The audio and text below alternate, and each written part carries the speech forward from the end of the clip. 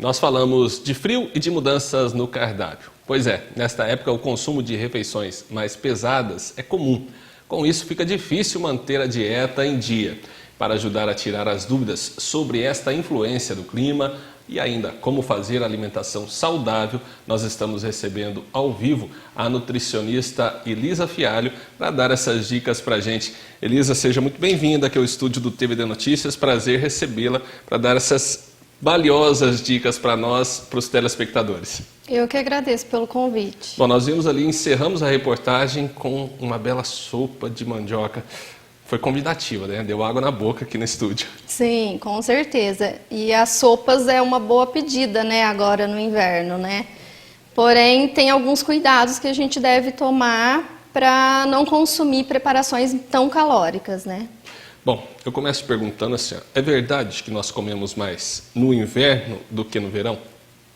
Sim, é verdade. Nós temos um aumento de apetite no inverno e com isso a tendência é nós comermos alimentos que são alimentos geralmente quentes e geralmente mais calóricos. Bom, se a gente não gasta tanta energia, presume-se que a gente não gasta tanta energia no inverno, porque muitas pessoas acordam um pouco mais tarde, não têm se aquecidas, elas não vão para a academia, ou seja, tudo que gasta energia. Por que, então, nós sentimos necessidade de comer mais? Então, o nosso corpo, para se manter aquecido, ele gasta mais energia. Para quê? Para produzir mais calor. Então é o inverso do que eu falei.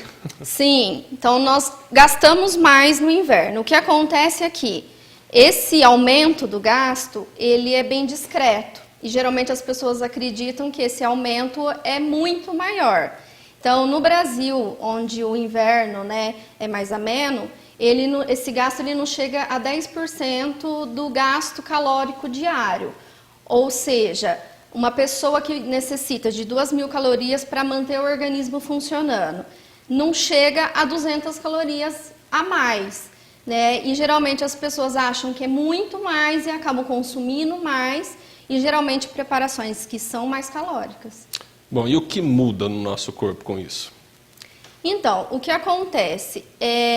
Pesquisas mostram que esse aumento de apetite, o fator principal que explica isso, é a relação emocional que nós temos com a comida. Ou seja, nós buscamos consumir comidas quentes, mas buscando prazer e aconchego, e não tanto pela necessidade que nós sentimos agora no inverno. Então, o emocional acaba nos confundindo, né? Nós buscamos uma coisa que é o prazer, o aconchego, mas acabamos consumindo muito mais e aí com isso acabamos correndo o risco de ganhar peso nessa época do ano. Acabamos, muitas vezes, alterando a pressão arterial devido, né, às preparações que são consumidas nessa época, alterações no colesterol e até na glicemia.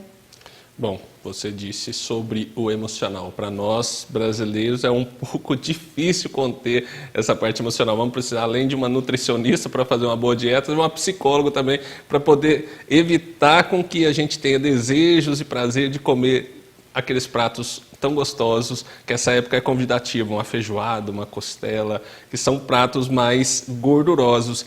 E por quê? Qual a diferença que esses pratos fazem no nosso organismo?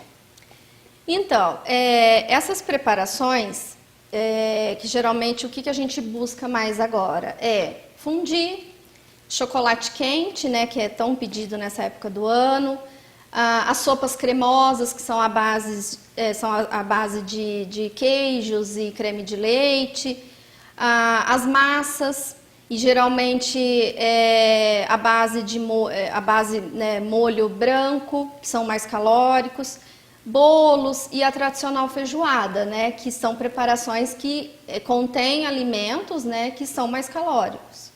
Quais seriam os maiores vilões? Então, os maiores vilões são esses, né?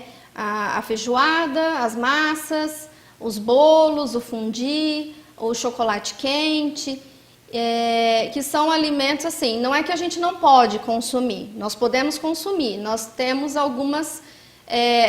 fazer algumas trocas.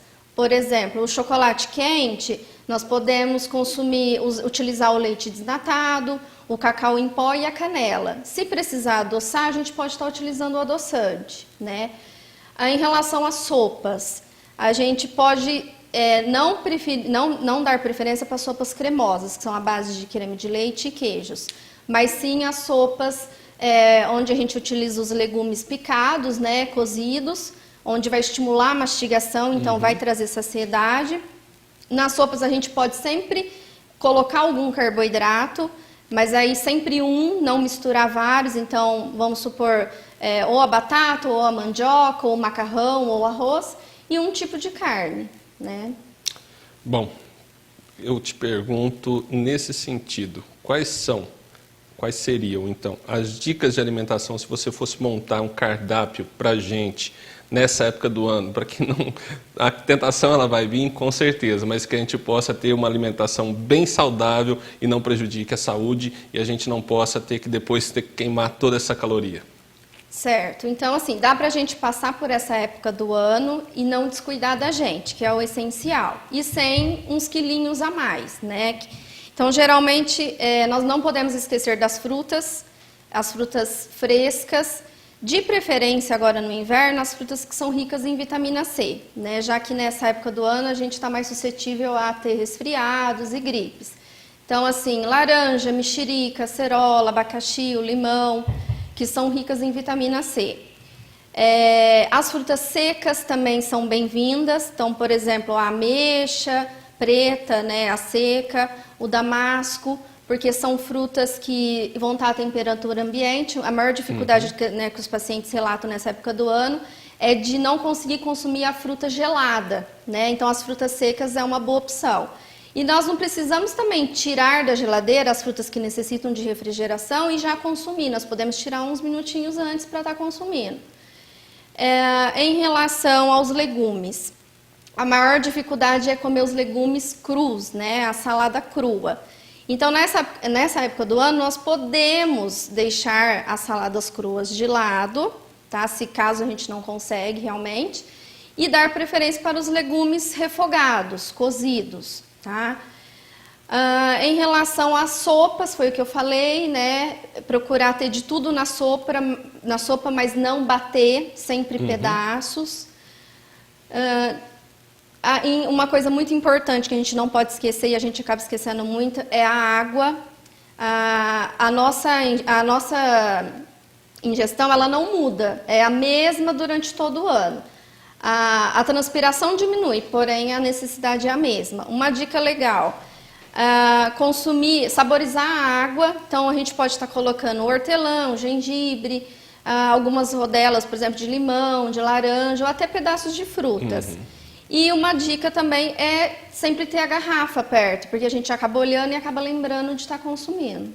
Sem dúvida. Elisa, muito obrigado. Valiosas dicas que você passou aqui para a gente, para os nossos telespectadores. Agora é só aproveitar. Bom inverno para você e bom apetite. Obrigada.